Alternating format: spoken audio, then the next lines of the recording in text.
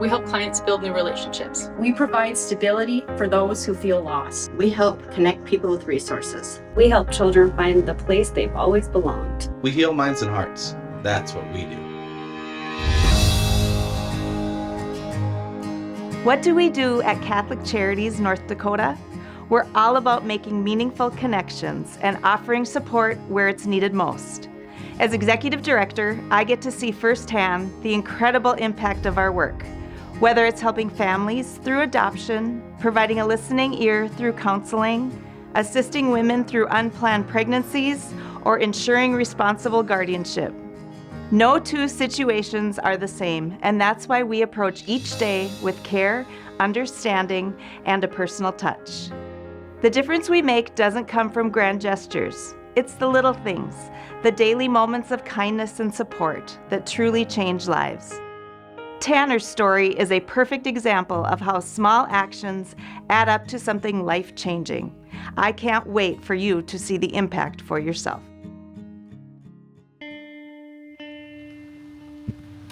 I used to walk around down here when I wouldn't have nothing to do. I had one hard relapse that was like, a while. And then two small short ones that were like a one night. But I've done pretty good. But I just try to live a healthy lifestyle. Tanner and I met each other about a year ago. His parents had been assisting Tanner, and it just got to a point where they made that hard decision of, in order to keep this relationship that they have with him, that they needed help and they needed to reach out. I'm from Park River, North Dakota. It's a small little town. When life got rough and I was left to make a lot of choices for myself without anybody else helping me out, I was having some mental issues as well. There's no support services of any kind there, really. So I needed to come to Grand Forks. The guardianship services for the vulnerable is for people who are no longer able to take care of their health and safety. They may be vulnerable for many reasons. They could be experiencing Alzheimer's, dementia. They could have a traumatic brain injury, some type of mental health, bipolar, schizophrenia, things of that nature. Everybody we take on is brought to the court, and so there are hearings, and it's shown that guardianship is needed, that there is some level of people are unable to make decisions on their own, and that they need that extra assistance. I ended up being at the mission, living on the street, camping, or whatever I had to do to keep myself in recovery. Thankfully, my family was gracious enough to line me up with a guardian. I didn't see that coming at all. I mean, just to be honest, I was terrified. I was like, oh gosh, someone's gonna have power over me, I didn't think that I was gonna get to have a conversation with the person. I was wrong. And I'm glad that I was wrong, very much so. It is meant to be a partnership. Let's talk back and forth. What are your desires? What are your dreams? I don't want him to change who he is. I want him to be fully him, but how can we help you thrive? When we first met, he didn't have a place to live.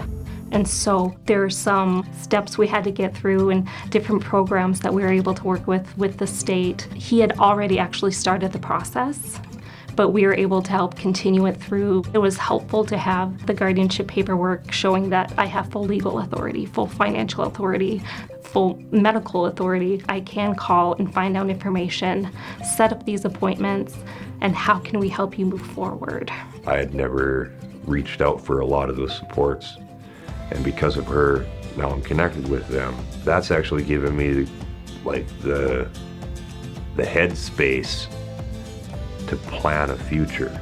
I didn't expect to have much of a future. I just kind of expected to be floating in the wind with whatever happened. And that's not where I feel like I'm headed anymore. You feel like you're back to yourself. Yeah. It's hard sometimes to walk in and sit with somebody in that mess and let them know that they are fully acceptable, that they are fully lovable. And Tanner has come to a place where he recognizes his worth. She brings a safety net. She's exceptionally caring. She listens and she pays attention to me as a person. It leaves me with compassion in my heart instead of frustration. I really did think that I was not going to have that scenario. You know, I'm normally not wrong. And I'd like to admit that, you know, at this time, yeah, I was wrong. It's a good deal. It's been rewarding to watch his progress and a good reminder to me of why do I do what I do? Tanner's why I do what I do.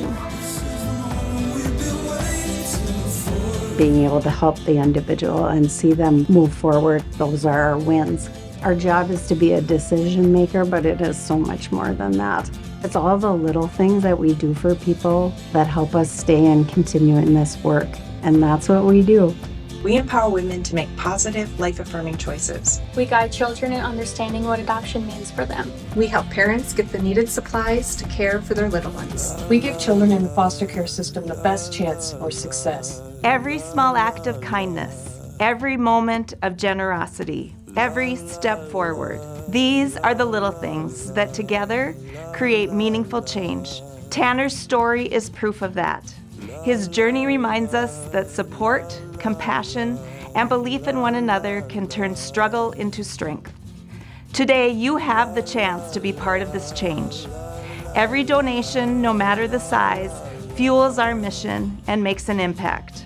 Because when we come together, we lift each other up. At Catholic Charities North Dakota, we care. We love, we serve. That's what we do.